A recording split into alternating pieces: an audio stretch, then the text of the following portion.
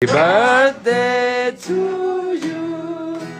Happy birthday, dear babe. Happy birthday to you. Anniversaire. Ndabashimira mwege mukurikira ibiganiro tubagezaho umunsi ku munsi. Ngira ngo uyu munsi turi ku itariki ya 10 z'ukwezi kwa mbere umwaka wa 2025. Ngira ngo nkuko muri kugenda mubireba kuri screen zanyu, ngira ngo ni BD witwa Debeni Mugisha Benjamin. Ngira ngo ni umusore wakoze ibintu byiza cyane byagiye bishimisha abantu benshi ku mbuga nkoranyambaga. Ngira ngo yijishe imyaka y'amavuko, imyaka ye 39, mu gihe abandi bizihiza imyaka yabo bakayiziza barya cyangwa se banywa n'ibikingira. Ngo ariko witwa Debeni we yakoze ibintu byiza cyane byanejeje n'abantu benshi bagiye batandukanye ku mbuga nkoranyambaga, ubwo yajyaga gusangira n'abaturage cyangwa se n'abakunzi be muri rusange, bagafatanya kwishimira isabukuru yiwe y'amavuko. Rero ni igikorwa cyiza cyane cyagiye gishimisha imbuga nkoranyambaga nyinshi cyane ndetse n'abanyamakuru bagiye batandukanye. Ngira ngo n'abantu benshi nabonye no nkuru bagenda bayigarukaho bavuga ko Debeni ari umuhanzi ukomeye hano mu gihugu cy'u Rwanda, ugira umutima, umuntu wibuka kuba yasangira inshuti ze n'abavandimwe ndetse n'abakunzi be muri rusange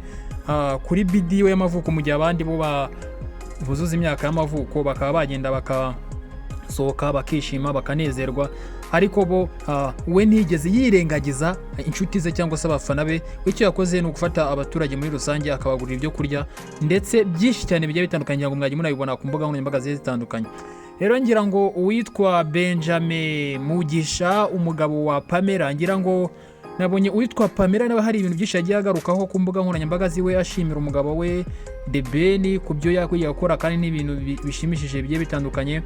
Yamushimiye kuba yaramubereye umugabo, kuba yaramwubashye akamukunda kandi akamwubahira n'ababyeyi. Ni ikintu cyiza rero uwitwa Pamela yagiye ashimira uwitwa Debeni. Debeni igitekerezo cyo kuba yafita BD we ari kumwe n'inshuti ze n'abavandimwe ndetse n'abafana muri rusange, uwitwa Pamela ni waje kumugezaho igitekerezo. Ngo uwitwa Debeni nayo igitekerezo yacyumvise neza cyane, ngo atajuyaje rwose, bahita bagitekerezaho kandi bakibwira n'ubuyobozi kugira ngo bibafashemo kugira ngo igikorwa cyabo kizagende neza cyo gufasha abantu.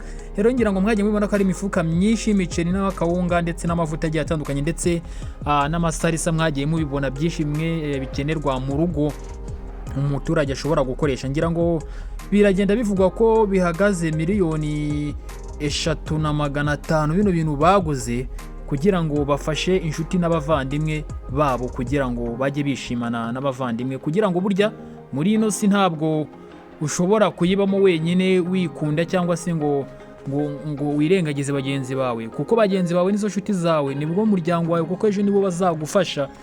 Rero niyo mpamvu uwitwa Debeni mu gikorwa cyiza byagiye bishimisha n'abantu benshi bagiye batandukanye ku mbuga nkoranyambaga. Ngira ngo abantu kubona kino gikorwa uwitwa Debeni akimara kugikora n'uwitwa Pamela, hari abagiye ku mbuga nkoranyambaga bagenda babanenga, bamwe bakandika mu makomenti bavuga ko kino gikorwa bakoze ni cyiza, ariko nanone ngo ntabwo bakabaye bagishyira kuri kamera, kugira ngo gushyira kuri kamera ngo ni ukwishongora, ngo ni ukugira ute. Njye sinabifata nkaho ari ukwishongora, kuko uwitwa Debeni na Pamela ngira ngo izina ryo bararifite, kandi ngira ngo hano mu gihugu cy'u Rwanda nta muntu utazi Debeni na Pamela, ndetse no muri East Africa ngira ngo ni umuntu ufite izina rinini, uzwi cyane, kandi buri wese ngira ngo atapfa kuvuga ngo Debeni ni akafu k'imvugo rimwe cyangwa se ngo umugore we Pamela. Ngira ngo baramuzi no kuri ku mastage agiye atandukanye. Uwitwa Debeni yagendaga ahamagara Pamela akagenda amwerekana imbuga nkoranyambaga zikamumenya. Ngira ngo rero ntabwo nge navuga ko uwitwa Debeni na Pamela ari ukwibonekeza, ahubwo igikorwa bakoze ni igikorwa cyiza. Ngira ngo impamvu kiba cyanagiye no kuri kamera ni ukugira ngo n'abandi babonereho, yaba ari wowe ufite ubushobozi, niba utabonye muri showbiz cyangwa se uri umusitari ukora ikintu runaka, ngira ngo nawe kugira ngo abishyire ku mbuga nkoranyambaga no kugira ngo nyine buri wese abibone, n'abantu basitari bose bagiye batandukanye nabo bajye babiboneraho bagira icyo bafasha abanyarwanda batameze neza. Ngira ngo twese siko dukize, ngira ngo mu buzima habaho gukira, akabaho gukina, akabaho gupfa, nakabaho no kuvuka. Ngira ngo ibyo ni ibintu bine bibaho muri ino si ya rurema. Ngira ngo nugira amahirwe Imana ikagufasha, uzibuke n'inshuti zawe ndetse n'abavandimwe. Burya kurya wenyine ntabwo besha agaciro uwo uri we, kubera ko nyine bikwangiriza izina wikubira ibintu byose, ntabwo biba byiza.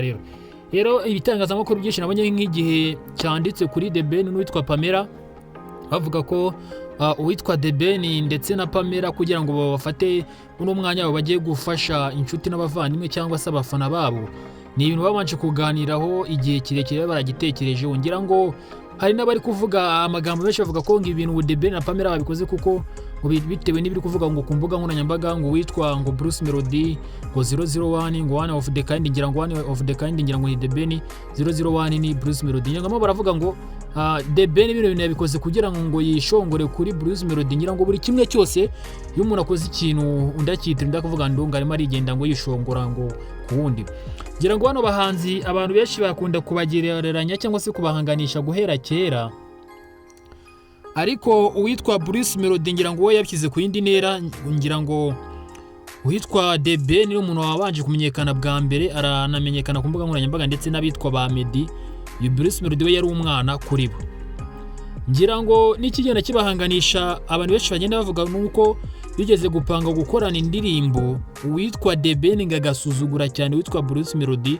Uwitwa Melody yaraje nga aririmba igitero kiwe, ngo uwitwa The Ben we yashakaga no guhura na Bruce Melody muri icyo gihe kuko yarafitanye indirimbo. Icyo gihe uwitwa Melody yaraje nga arayiririmba, none uwitwa The Ben we ngamwiryaho cyane amubwira ati wigendere naribi nanjye cyanye ndaza kugishyiramo. Ako kantu kaje kumenyekana ku bitangazamakuru ndetse nko kuri TV10, ngira ngo niho kaje gukunda gutrendinga cyane. Abantu benshi bayigarukaho ngo witwa The Ben yemeye kuri Bruce Melody, unashaka kumuvugisha ngo nashaka ngo kugira ute. Ngira ngo urumva ko ni ibintu byinshi byagiye bivugwa mu bitangazamakuru yuko uwitwa The Ben n'uwitwa Bruce Melody bahangana cyane ku rwego rwo hejuru, bitewe n'izo makazi hari bavuga ko uwitwa ngo Bruce Melody ngo ni urenze undi nawe ngo The Ben ni urenze. Rero ibyo ngibyo sibyo twaje kuvuga ku isabukuru y'amavuko y'uwitwa The Ben wujuje imyaka 39. Ngira ngo ni ikintu cyiza buriya, iyo uri kugenda ukura utera imbere biba ari ibintu byiza ndetse ukagenda wishimira ibyo umaze kugeraho. Ngira ngo ni n'ibintu birori nabonye byitabirimo n'abitwa ba Shafi ndetse Alex Muyoboke yarahari. Ngira ngo nagiye mbonamo abitwa ba Clapton Kiboke, abo ni abasitari bagiye batandukanye muri sinema nyarwanda, mu muziki nyarwanda. Nabonye witwa Element yagiye ku mbuga nkoranyambaga amwifuriza isabukuru nziza y'amavuko. Ngira ngo uri no mu gihugu cya Nigeria hariya Lagos, abitewe n'ibyo yagiye gukorerayo ajyanywe n'akazi. Witwa Element nawe yagiye agaruka kuri The Ben amwifuriza isabukuru nziza y'amavuko. Ngira ngo abantu benshi barimo bagenda bavuga ko uwitwa The Ben ari umwami w'umuziki bona na n'uwitwa Meddy.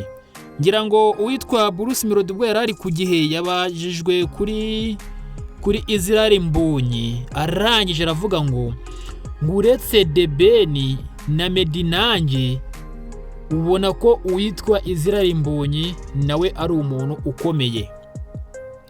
Uwitwa Melody yashatse kuvuga ko uwitwa Israel Mbonyi abakurikira uko ari batatu, kandi ngira ngo nk'uko bigaragara uretse igikundiro uwitwa Meddy afite yashyize mu banyarwanda, agakofirima abanyarwanda. Ngira ngo nta n'undi muntu hano mu gihugu cy'u Rwanda urusha abafana uwitwa Meddy.